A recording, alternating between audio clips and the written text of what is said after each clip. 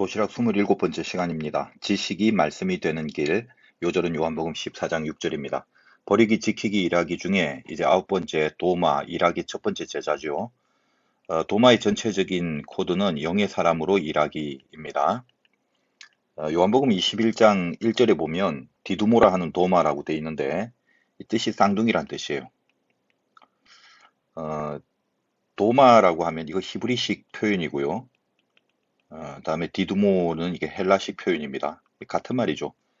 뭐 예를 들면 우리가 역전앞 그러면 이미 역전이란 말이 역앞이란 뜻인데 그걸 또 앞이란 말을 써서 역전앞이라고 쓰는 것처럼 디두모라 하는 도마도 뭐 그런 형태입니다. 아마 쌍둥이가 아닌가 하는 그 이름의 뜻으로 유추할 수 있다고 봅니다. 자, 도마의 딜레마가 있습니다. 언제부터인지 12제자 중에 도마라고 하면 의심 많은 도마라고 각인이 되어 왔지 않습니까? 뭐 복음송 가사 중에 그렇게 적혀져 있는 것도 있고 하여간 그 성경 요한복음 20장에서 부활한 주님을 보았다는 그 제자들의 말을 듣고 도마는 손을 못자국과 옆구리에 넣어보지 않고서는 믿지 않겠다. 그렇게 말했던 사건 때문에 하여간 오늘날까지 제자 중에 제일 의심 많은 제자는 도마다. 뭐 이렇게 인식을 하고 있습니다. 자, 근데 실상은 좀 억울한 면이 없지 않다고 봐요. 저는 개인적으로 도마가 다른 제자에 비해서 의심이 많은 불신앙의 제자라고 보지 않습니다. 이번 도시락을 통해서 제가 뭐 도마의 변호사도 아니고 그가 의심 많은 제자라는 그 딱지를 떼어주려는 의도가 뭐 신앙적으로 그닥 그렇게 큰 의미는 없을 것 같지만 적어도 어떤 잘못된 부분을 강하게 주장하고 그것이 고착돼 버리면 그 외에 정작 중요한 내용이 사라지거나 희석될 수 있기 때문에 팩트 이해는 먼저 하고 넘어가야 할 것 같습니다.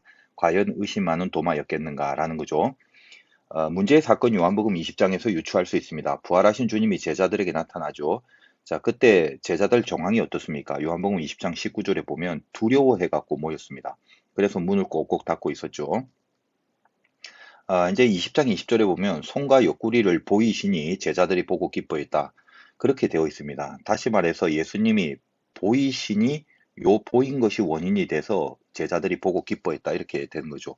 근데 문제는 뭐냐 하면 바로 여기 모인 제자들 중에 도마가 없었다라는 거예요. 같이 하지 않았습니다. 생각을 해보면 지금 제자들이 부활하신 주님을 믿고 담대한 마음으로 비록 십자가에 돌아가시고 지금은 없지만 부활의 주님을 믿고 더 담대하게 뭐 복음을 전하거나 뭐 뜨겁게 기도해 하거나 그러려고 모인 게 전혀 아니죠. 유대인들을 두려워해서 모인 곳, 더군다나 문을 닫고 있습니다. 혹시 잡혀가진 않을까? 뭐, 야, 우리 그 여기서 기도하고 찬송하면 소리 나고 이러면 안 돼. 큰일 난다.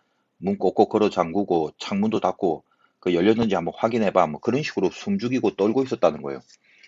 도마가 거기 없다는 게 그렇다면 불신앙인가? 저라도 그런 식의 모임이라면 갈 필요를 못 느꼈을 것 같습니다. 목회를 하다 보면 뭐 쓸데없는 모임에 부르는 경우가 있어요.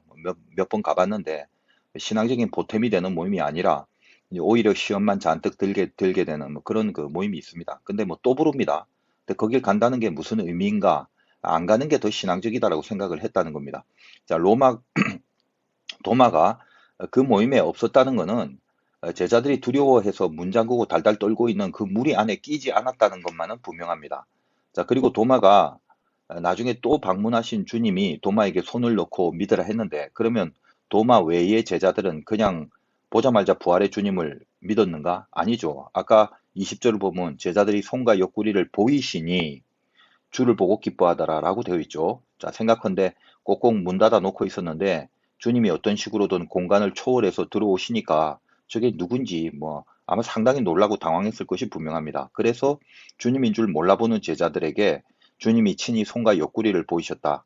그런 말이죠. 그러니까 제자들이 주를 보고 기뻐했답니다. 결국은 도마 외의 제자들도 손과 옆구리를 보고 주님인 줄 믿게 된 거란 말이죠.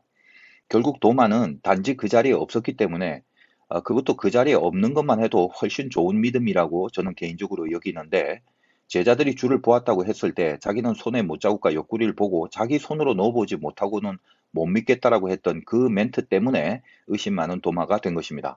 자, 그러나 믿음의 정도로 본다면 다른 제자들도 마찬가지로 손과 옆구리를 통해서 믿은 것인데 오히려 두려워 떨고 있는 불신앙의 모임 속에 없었다는 것만 해도 저는 개인적으로 도마에게 더 점수를 주고 싶은 마음입니다. 자, 어찌 보면 도마는 좀 더 주도 면밀하고 논리 실증주의자가 아닌가라는 생각이 듭니다. 자, 제자들이 주님을 보았다니까 도마는 아마도 저들이 두려워서 문 잠그고 있었던 그 불안함을 알고 있었지 않습니까? 뭐 선교하려고 기도회 하려고 모인 게 아니라는 걸 알았죠. 그러니까 그 모임에 없었다는 거예요.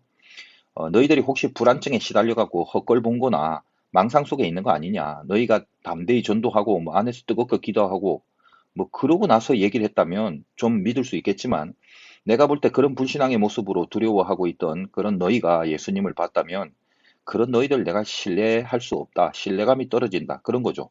그래서 나는 손에 못자국을 봤다고 그 사실만으로 믿는 게 아니라 나는 직접 손을 거기에 넣어야 믿을 거다. 이런 식으로 말을 하는 겁니다.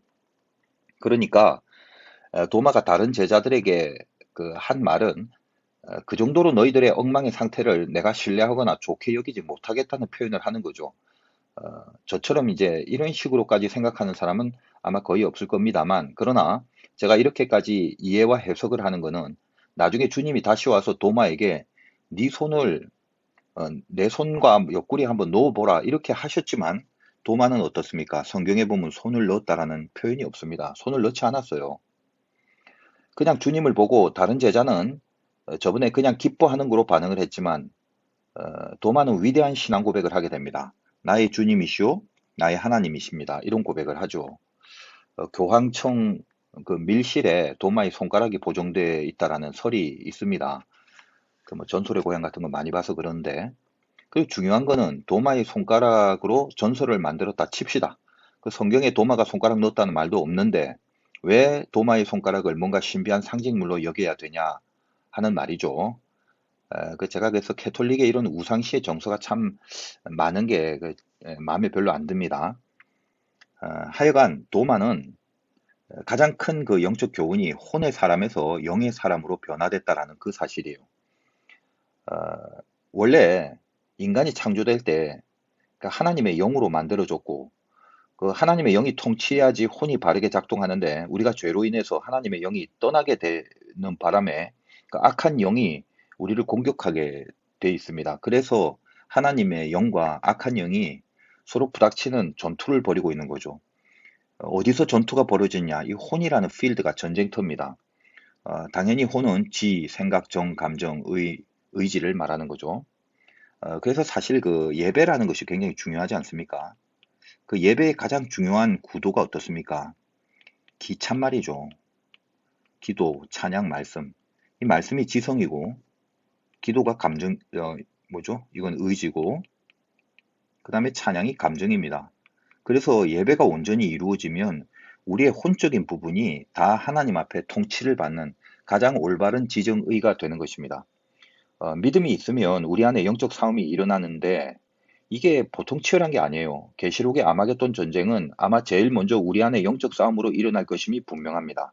싸우는 전쟁터가 혼이라고 그랬어요. 그래서 내가 지금 이기고 있는지 밀리고 있는지 뭐 그런 것들을 어디서 검증하고 점검할 수 있냐 하면 혼, 즉 지정의에서 진단할 수 있는 것입니다. 내가 영적으로 이기고 있다면 하나님의 생각과 하나님의 감정과 하나님의 의지가 발휘될 것이고 악한 영이 이기고 있으면 우리 생각과 감정과 의지들이 벌써 죄된 것으로 빗나가게 된다는 것입니다. 여러분이 알아서 스스로 생각과 감정과 의지를 컨트롤하고 통치한다는 거, 그 착각입니다. 인간 절대 그럴 수 없어요. 원인 모를 의심들, 막 죽이고 싶은 감정들, 정욕을 향한 의지들, 이게 결코 정당하지 않은데도 그렇게 생각하고 그렇게 느끼고 그렇게 움직입니다. 그 왜 그래요? 영적 싸움에서 밀리니까 그 전쟁터인 혼에서 그 증상이 나타난다는 것입니다. 그런데 이 혼이 강한 사람들, 지정의가 상당히 분명한 사람들은 절대 나쁘지 않습니다. 오히려 강력한 혼을 가진 사람들이 영적인 통치를 제대로 받으면 아주 귀하게 쓰임받습니다. 바울이 대표적이죠. 그의 그 혼의 지성이 얼마나 강력합니까? 그러니까 그 지성이 성령의 통치를 받으니까 참 귀하게 쓰임받지 않습니까? 성령은 우리들의 지성을 말씀화합니다. 이게 굉장히 중요한 오늘의 주제죠. 요한복음 14장 4절에 보면은 주님께서 내가 어디로 가는지 그 길을 너희가 안다라고 얘기를 했습니다. 근데 요한복음 14장 5절에 도마의 말이에요. 주께서 어디로 가시는지 우리가 알지 못하거늘 이렇게 이야기를 합니다. 도마만 몰라서 다른 제자들은 그 길을 다 아는데 도마만 띨띨해서 이런 질문을 하는 게 아니죠. 알고 싶다는 겁니다. 뭐 다른 제자들 보니까 아유 뭐 예수님이 말씀하셨으니 그러려니 뭐 그런갑다 그렇게 있었겠죠. 그런데 도마는 길을 안다고 주님이 말을 했는데 자기는 진짜 모르겠다는 거예요. 어떻게 그 길을 아냐고 묻습니다. 왜 그렇게 도마만 물어보는 겁니까? 이것도 믿음이 없는 겁니까? 아니죠. 진짜 그 길을 가려고 묻는 거죠. 생각이 방향이잖아요. 지성에서 그 길이 어딘지에 대한 정보가 들어와야 그쪽으로 가는 거 아니겠습니까? 주님이 이 도마의 질문을 통해서 성경의 가장 유명한 랭킹에 해당하는 말씀을 주십니다. 그게 뭐죠? 내가 곧 길이요, 진리요, 생명이다. 이렇게 말씀을 하십니다. 혼적인 사람인 도마의 지성에 말씀이 들어가 버렸습니다. 이제껏 방법을 찾고 뭐 지도나 뭐 내비게이션 이런 거 구해갖고 이리저리 그 가는 길에 계획을 세우려고 했는데 주님은 당신 자체가 길이라고 하십니다. 따라서 도마에게 있어서 드디어 길이라는 거, 이거는 계획할 문제가 아니라는 거죠. 이건 무슨 문제냐? 붙들어야 될 문제라는 걸 깨닫습니다.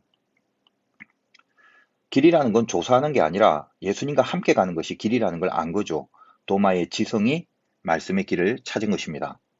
저는 교인들이 성령의 통치를 받으면 가슴이 불처럼 뜨겁고 지성이 얼음처럼 냉철하기를 그걸 바랍니다. 근데 제일 안타까운 교인들의 모습이 뭐냐? 머리가 뜨겁고 가슴이 차가워요. 그러면 사랑하고 용서하려고 머리를 써야 되는데 미워하고 죽이려고 머리를 쓰게 되는 꼴이 돼버린다는 것입니다. 오늘 이 도마의 도시락을 통해서 혼의 사람에서 영의 사람이 되시기 바라고, 그래서 여러분의 그 혼중의 지성이 말씀화되는 그런 은혜가 있으시기를 주님의 이름으로 축원드립니다. 오늘도 도시락 맛있게 드시기 바랍니다.